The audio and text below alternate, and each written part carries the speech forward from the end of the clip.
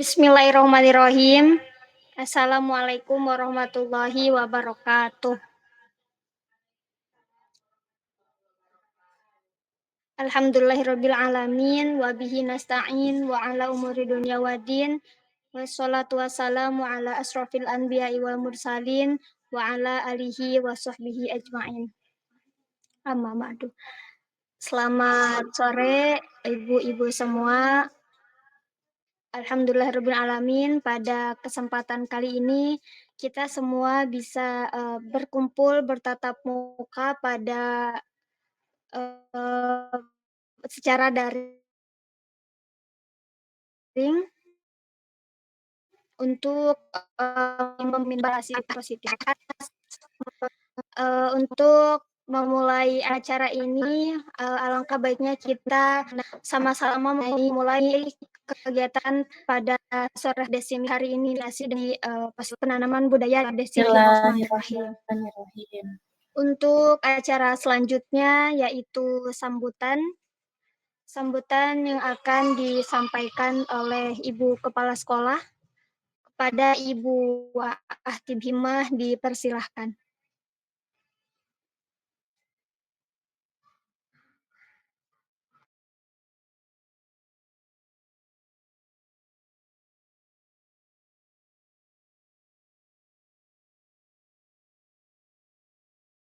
Waalaikumsalam warahmatullahi wabarakatuh.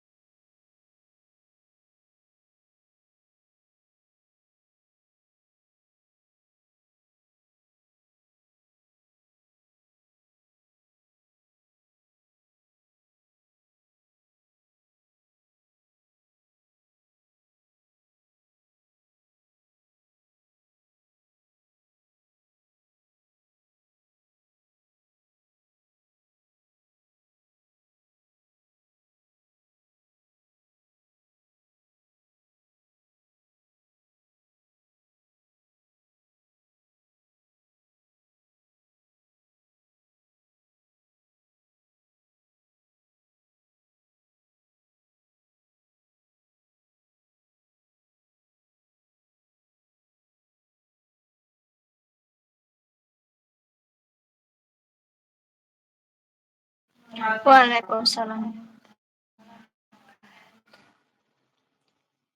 Terima kasih kepada Ibu Ahti Bhimah yang telah memberikan sambutannya. Untuk acara selanjutnya dilanjutkan dengan pembahasan mengenai diseminasi budaya positif. Pada Ibu Lucy dipersilahkan. Terima kasih Ibu Nonoy selaku pembawa acara.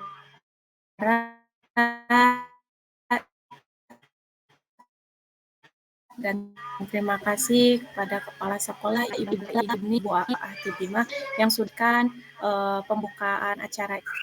Sebelum ke materi, Ibu-Ibu, mari kita lakukan gerakan ice breaking. Oke, kita mulai ya ice breaking-nya ya. Saya punya ice breaking, namanya itu Marina menari di atas menara, di atas menara, Marina menari. Gitu. Seperti itu ya, Bapak Ibu, Ibu-Ibu. Oke,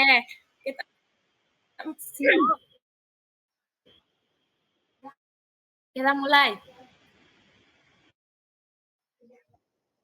Ikuti apa yang saya ucapkan.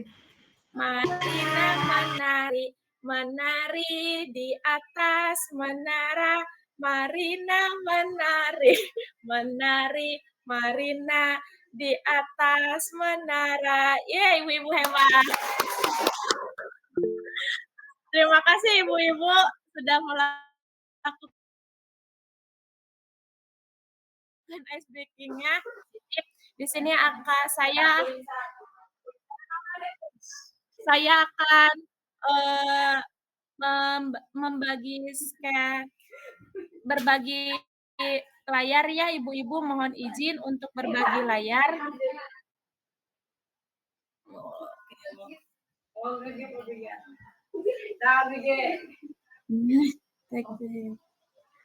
Sebentar ibu.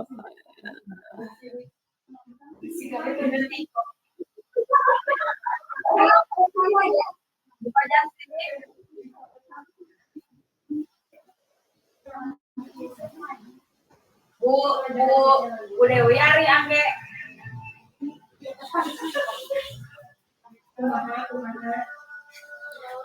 Ibu-ibu, saya berbagi layar udah tampil?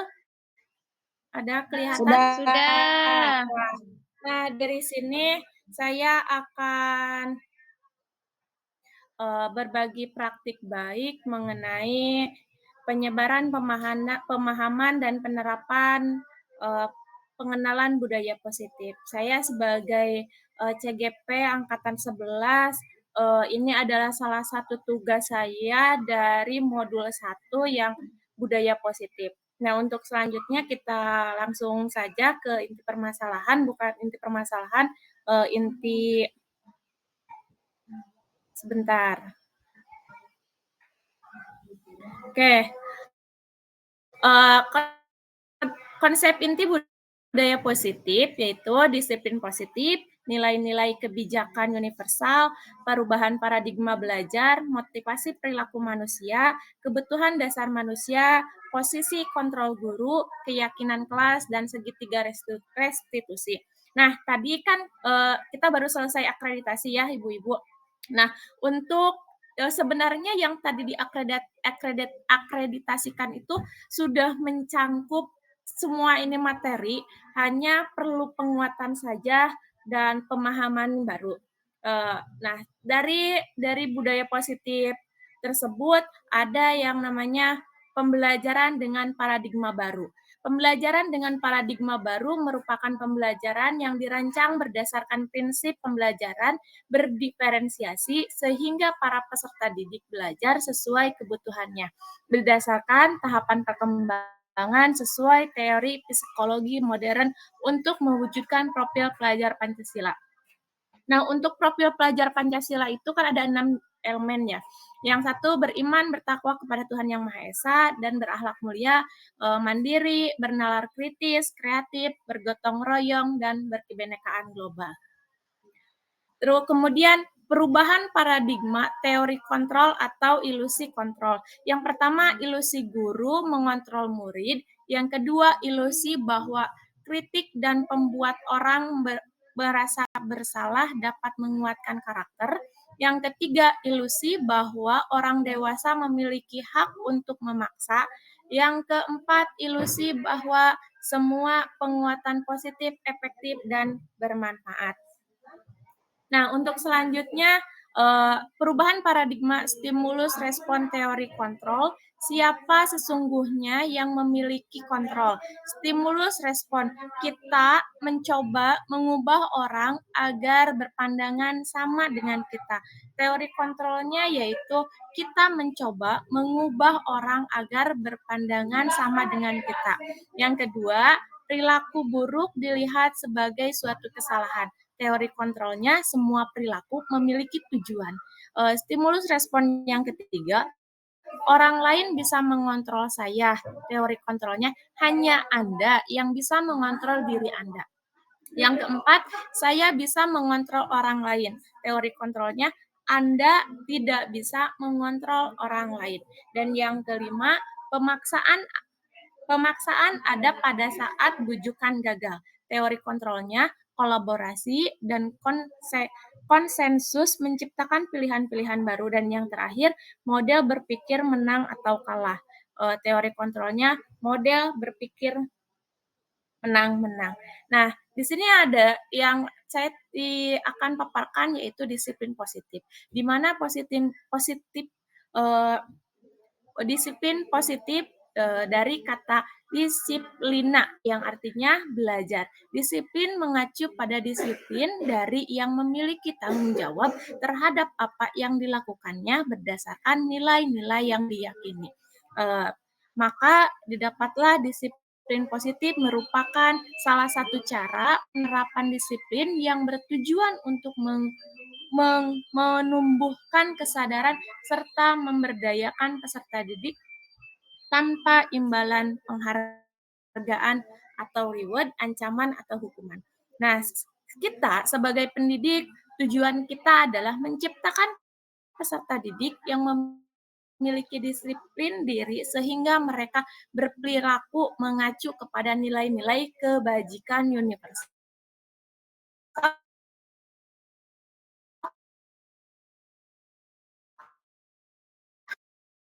dan memiliki motivasi intrinsik dalam perubahan perilaku tiap individu nilai yang lebih baik atau organisasi.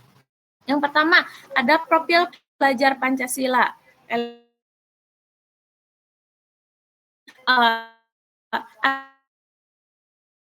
Adapun tindakan universal, sifat-sifat positif manusia yang merupakan tujuan mulia yang ingin dicapai dan berakhlak dalam antusias, empati, keingintahuan, kreativitas, kerjasama, percaya diri, dan komitmen.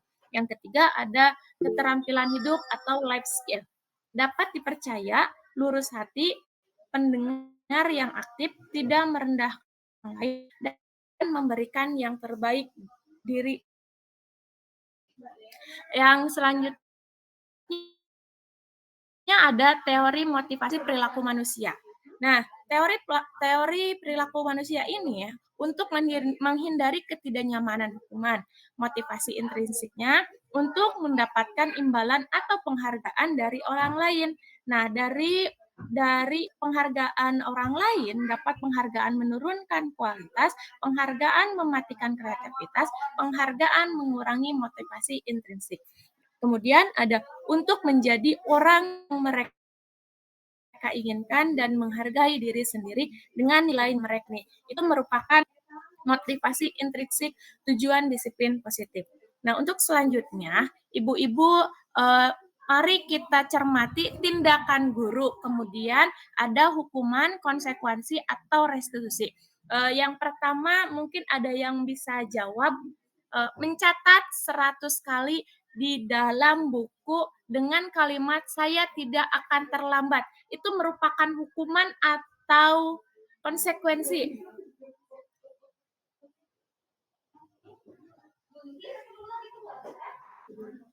Nah, nanti kita akan bahas yang kedua, lari mengelilingi lapangan basket 2 kali karena terlambat hadir di lapangan.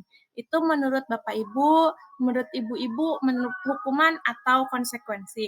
Murid diminta untuk push up 15 kali karena tidak menggunakan masker ke sekolah.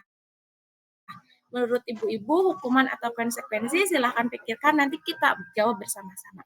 Mengamati kertas tugas yang telah dicoret-coret, yang kemudian membersihkan tumpahan air di meja tulis, kemudian tersenggol pada saat belajar, kemudian apa yang kamu yakini, kemudian apa yang bisa kamu lakukan untuk memperbaiki masalah ini.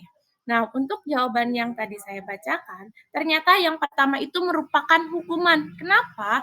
Karena mencatat 100 kali dalam buku dengan kalimat saya tidak akan terlambat lagi, itu adalah peraturan satu pihak yang diberikan oleh guru tersebut. Yang kedua,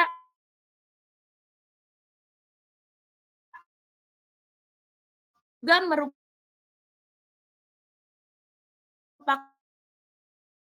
hukuman karena itu merupakan kan hukuman fisik. Yang keempat itu merupakan konsekuensi karena kenapa anak tersebut mencoret-coretnya. Nah, yang selanjutnya apa yang kamu yakini itu merupakan restitusi. Yang terakhir, apa yang bisa kamu lakukan untuk memperbaiki masalah ini? Itu merupakan restitusi juga. Nah, kemudian apa perbedaan menghukum, hukuman, dan konsekuensi? Misal, untuk hukuman, suatu yang menyakitkan harus terjadi. Konsekuensinya, sesuatu harus terjadi. Yang kedua, membuat anak sakit fisik maupun hati untuk jangka waktu lama. Untuk konsekuensinya, membuat anak merasa tidak nyaman dalam jangka waktu pendek. Yang ketiga, anak membenci kedisiplinan. Konsekuensinya, anak menghargai disiplin. Hukuman, paksaan, konsekuensinya stimulus tanggapan, kemudian mendorong anak menyakiti diri sendiri, konsekuensinya mendorong anak agar mudah menyesuaikan diri. Nah, untuk selanjutnya, konsep dari yang buruk menjadi konsep diri yang baik. Selanjutnya, anak belajar untuk menyembunyikan kesalahan, konsekuensinya anak belajar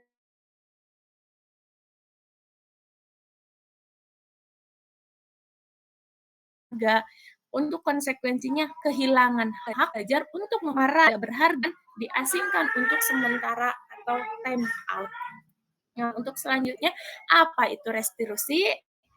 Restitusi Restitusi adalah proses menciptakan kondisi bagi murid untuk memperbaiki kesalahan mereka, sehingga mereka bisa kembali pada kelompok mereka dengan karakter yang lebih kuat.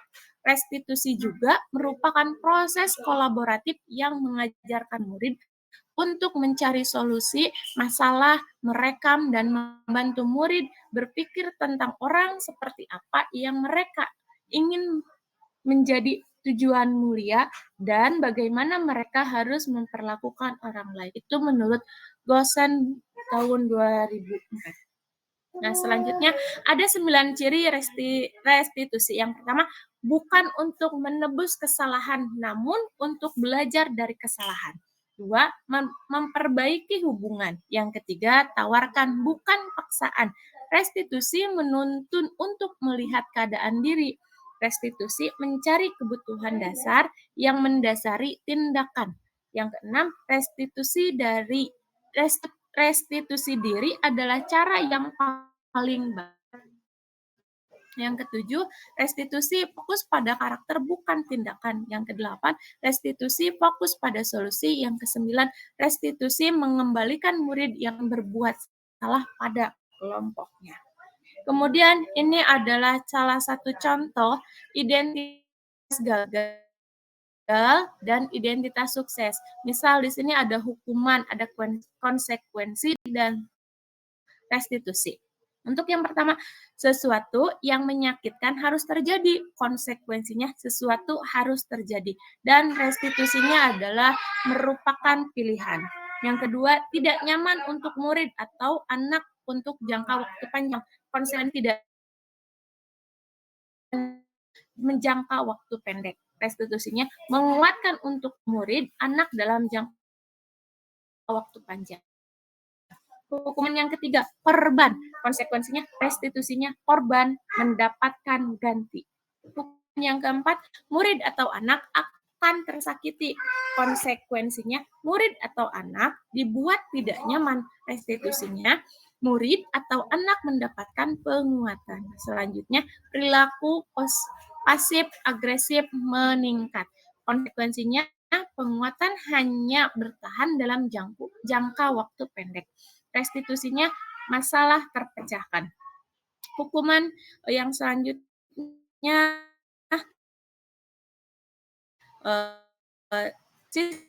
konsekuensinya memerlukan monitoring dan supervisi terus-menerus dari guru, murid. Restitusinya murid belajar tanggung jawab untuk perilakunya. Selanjutnya, hukuman selanjutnya berlaku hanya pada sebuah institusi, tidak berlanjut pada kehidupan nyata. Konsekuensinya, membantu penerapan mengikuti peraturan dalam masyarakat. Untuk restitusinya, fokus pada pemecahan masalah. Ning dikadirkeun atuh Bu Win, Bayuna. Wios dikaluhurkeun parem yang selanjutnya peraturannya adalah kamu harus konsekuensinya apa peraturannya, mampukah kamu melakukannya, terima kasih. Apa yang kamu yakini itu untuk restitusinya, apa yang bisa kamu lakukan untuk memperbaiki masalah ini. Untuk yang terakhir hukuman, murid atau anak membenci peraturan. Konsekuensinya murid atau anak menghormati peraturan. Restitusinya murid atau anak menghormati dirinya dan orang lain. Untuk hukuman itu adalah kata-kata negatif, konsekuensi adalah kata-kata netral, restitusi adalah positif, kata-kata positif atau kata kerja positif. Kemudian ada keyakinan kelas. Mengapa tidak peraturan saja? Mengapa harus keyakinan kelas? Pembentukan keyakinan kelas bersifat abstrak, berupa pertanyaan universal, dibuat dalam pernyataan positif, sedikit saja agar mudah diingat sesuai dengan kondisi kelas dan sekolah, sehingga mudah diterapkan semua warga sekolah atau warga kelas. Melibatkan saat membuat keyakinan kelas. Peraturan dan keyakinan kelas. Perbedaan peraturan dan keyakinan kelas. Yang pertama, selalu kembalikan buku ke tempatnya. Keyakinan kelas tanggung jawab. Dilarang mengganggu orang lain. Keyakinan kelas menghormati orang lain.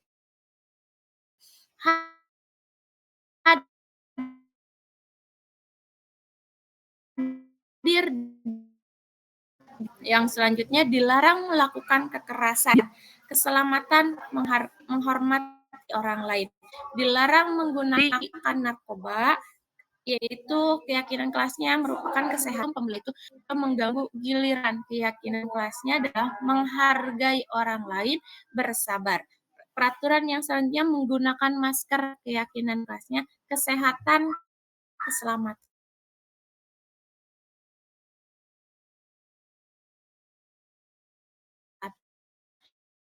Untuk terakhir peraturan jangan berlari di kelas dan keamanan kelas atau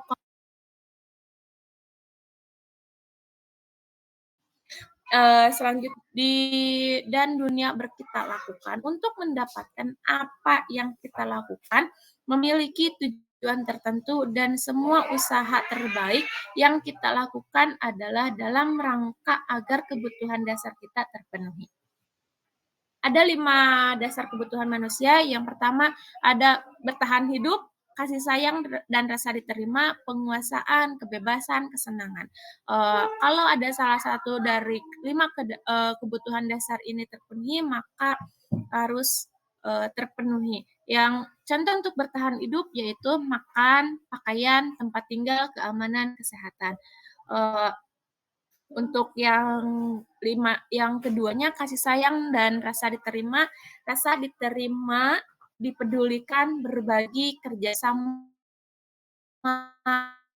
menjadi bagian dalam kelompok. Penguasaan, harga diri, keinginan untuk dianggap memimpin, berprestasi, diakui, terdengar.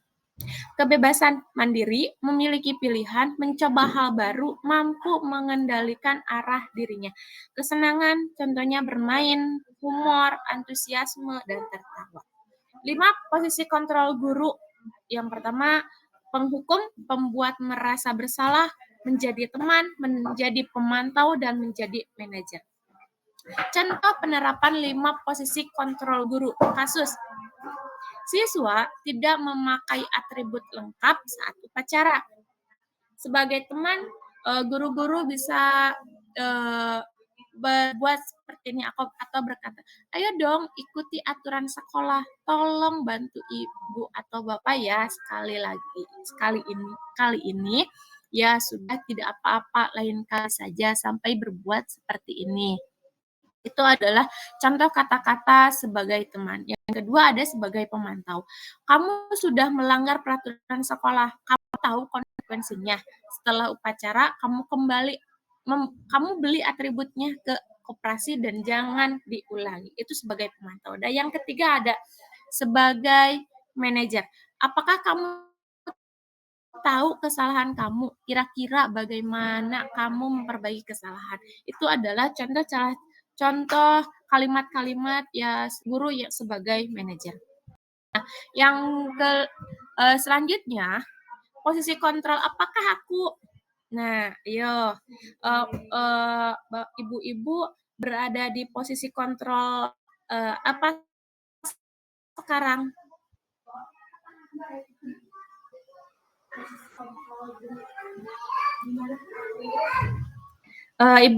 Boleh bisa ibu sekarang berada di posisi kontrol apa sebagai teman, sebagai guru, manajer atau apa?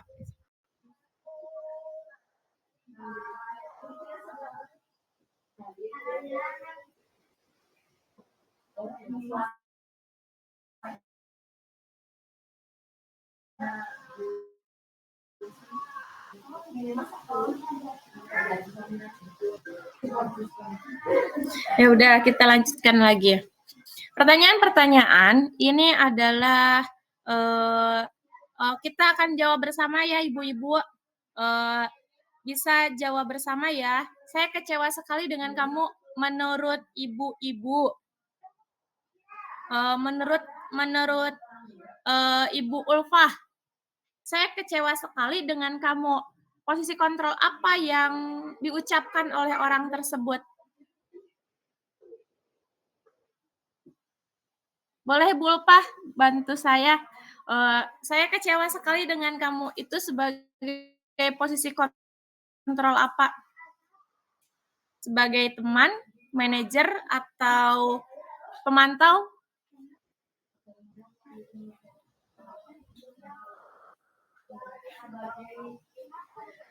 Belum dibuka mic-nya.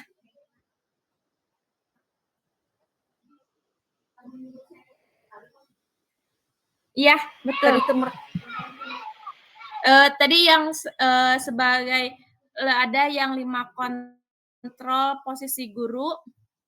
Nih, nah, ini adalah posisi kontrol guru. Ada penghukum, ada pembuat merasa bersalah, ada teman, pemantau, dan manajer. Nah, ketika Ibu Ulfah mengatakan saya kecewa sekali dengan kamu, Ibu sebagai apa di situ? Tadi kenapa merasa bersalah? Sebagai merasa bersalah. Nah, yang kedua, menurut Bu Ulfah, kamu tidak pernah benar melakukannya. Sebagai apa ya? Manajer. Nah, ayolah lakukan demi ibu bapak. Ayolah lakukan. Ya Bu Wildam bisa membantu. Memantau bener nggak? Kalau ayolah lakukan demi ibu bapak. Ya. Selanjutnya, apakah kamu mau mendapatkan stiker bintang hari ini? Sebagai perasa tadi teh? Tadi apa teh yang membuat merasa bersalah? Bukan. Yang positif teh apa ya? Yang pertama teh? Pemantau.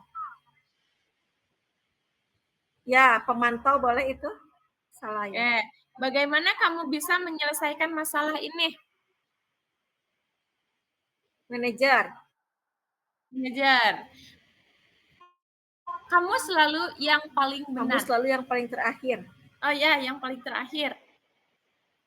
Pembuat rasa bersalah. Oke, kita cek jawaban dari Bu. Tadi itu belum benar. Tadi itu iya benar. Oke, yang pertama betul. Saya kecewa sekali dengan kamu itu adalah pembuat merasa bersalah. Yang kedua merupakan penghukum. Yang ketiga merupakan teman. Yang keempat merupakan benar itu sebagai pemantau. Yang kelima itu sebagai manajer. Dan yang terakhir sebagai penghukum. Nah, untuk selanjutnya terima kasih Bu Ulfah yang sudah membantu saya. Yang ketiga yang selanjutnya adalah segitiga restitusi. Apa itu segitiga restitusi? Suatu dialog yang dijalankan oleh guru agar dapat dapat menghasilkan murid yang mandiri dan yang harus kalau misalkan ada anak yang bermasalah, kita bisa menggunakan tiga restitusi ini. Jadi jangan langsung menjudge anak tersebut bersalah atau harus langsung meminta maaf. Kita paling validasi kebutuhannya dulu. Ada cara yang lebih efektif untuk mendapatkan apa yang kamu butuhkan. Untuk punya kalimat untuk memvalidasi kebutuhan. Yang kedua ada menanyakan ke yang kita melakukan hal seperti itu. Itu adalah kalimat akati atau kamu ingin menjadi orang seperti apa. Itu adalah contoh menanyakan keyakinan. Nah, yang ketiga adalah menstabilkan identitas. Contoh kalimatnya, setiap orang pasti pernah melakukan kesalahan. Kamu bukan satu-satunya yang pernah melakukan hal tersebut.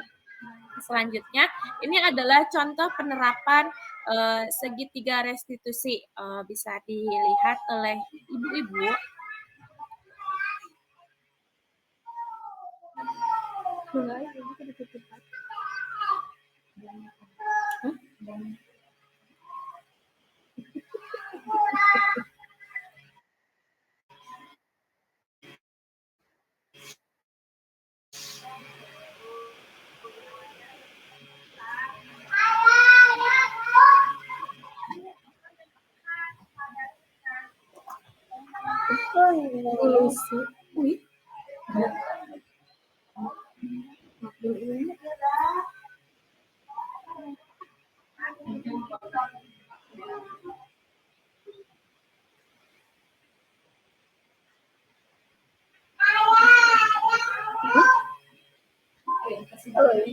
Luka bulusi tetap kuping nggak buat tapi dia nak.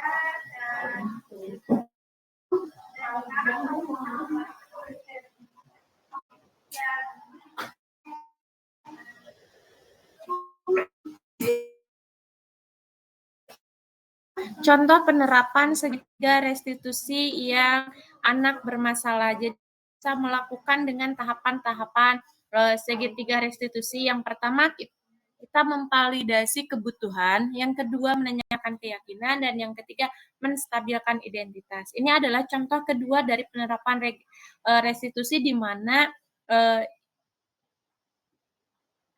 ya, mari kita tonton.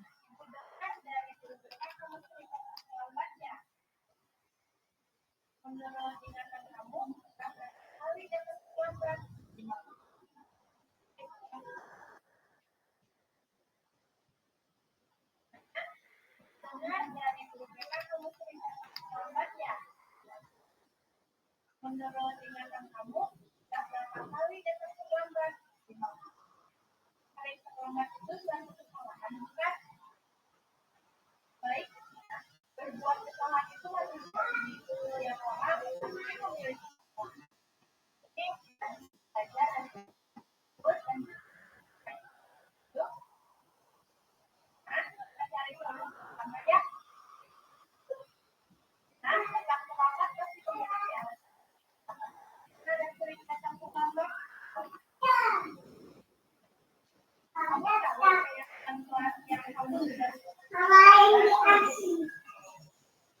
Kalau selama tetap kelas sesuai dengan keyakinan tidak. Menurut kamu keyakinan kelas apa yang sudah kamu langgar?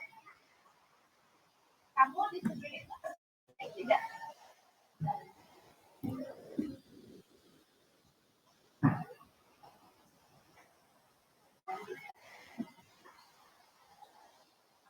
Nah, mudah-mudahan nah, sikap yang sangat baik yang kamu lakukan dengan benar. Menurut kamu apa yang kamu akan lakukan untuk memperbaikinya?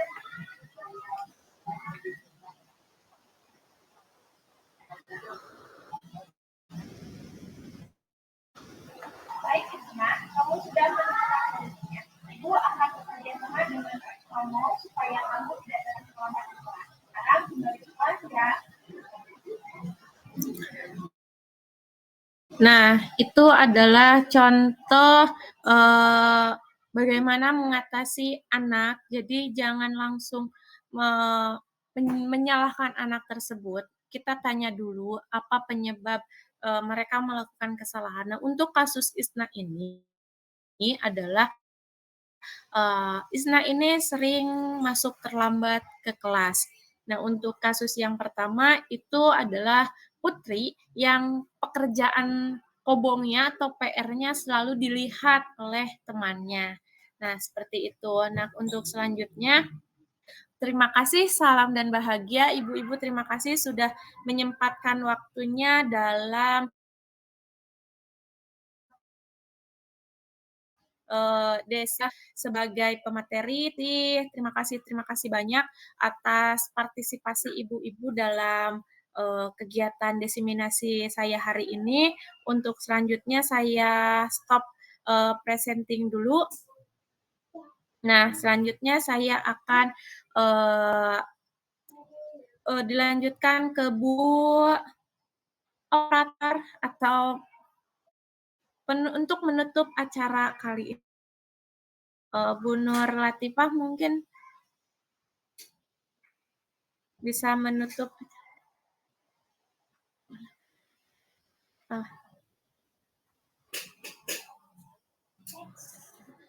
Terima kasih Bu Lucy, sangat bermanfaat sekali apa yang tadi sudah disampaikan oleh Bu Lucy. Semoga kita semua bisa mendapatkan manfaat dari apa yang telah disampaikan.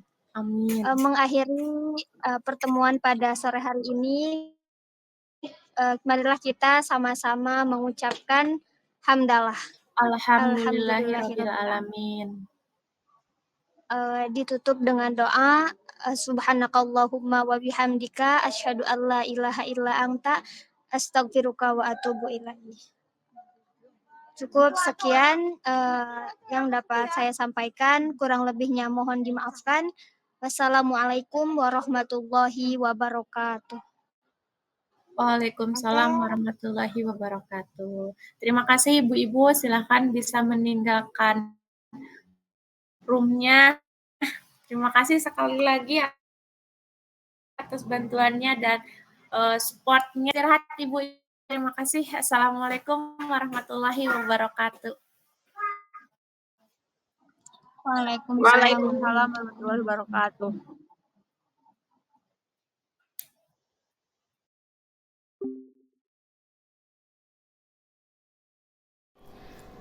Assalamualaikum warahmatullahi wabarakatuh. Saya Ibu Ulfah Fauziah, guru mata pelajaran bahasa Inggris. Ingin memberikan umpan balik kepada Ibu Lucy yang sedang mengikuti calon guru penggerak angkatan 11. Kemarin Ibu Lucy telah melaksanakan diseminasi tentang budaya positif, dan itu menurut saya sangat membantu saya untuk semakin berkomitmen melaksanakan budaya positif yang ada di lingkungan sekolah, baik di dalam sekolah maupun di dalam kelas maupun di luar kelas. Dan itu menambah wawasan baru saya tentang budaya positif dan bagaimana kami seharusnya sebagai guru mendorong budaya positif tersebut dilaksanakan betul-betul di lingkungan sekolah kami. Terima kasih. Wassalamualaikum warahmatullahi wabarakatuh. Assalamualaikum warahmatullahi wabarakatuh. Perkenalkan, nama saya Yuni Daniati.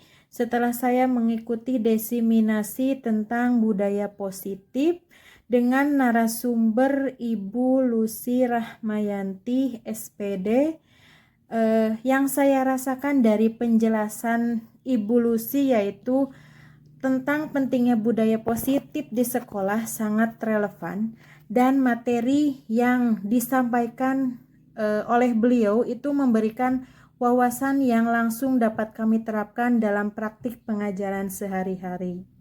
Terima kasih. Assalamualaikum warahmatullahi wabarakatuh.